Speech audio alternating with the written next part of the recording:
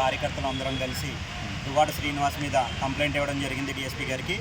ఈ నెల 24వ తేదీన జరిగినటువంటి అసెంబ్లీ ప్రారంభ సమావేశాల్లో తదుపరి ఆయన పవన్ కళ్యాణ్ గారి మీద, జన సైనికుల మీద చాలా దుర్భాషలు ఆడారు.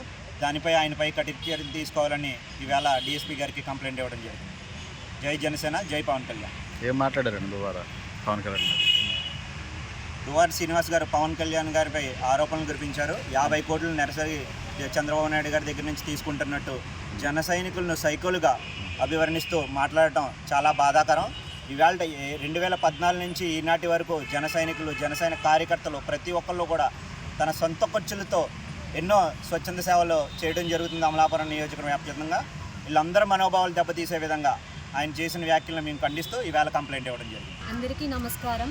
అసెంబ్లీ మీటింగ్ ప్రారంభం రోజున జరిగిన సంభాషణలో దువ్వాడ శ్రీనివాస్ గారు ఎమ్మెల్సీ మీడియా ద్వారా, ప్రెస్ మీట్ ద్వారా ఆయన జన సైనికులందరినీ మనోభావాలు దెబ్బతినే విధంగా మాట్లాడారు.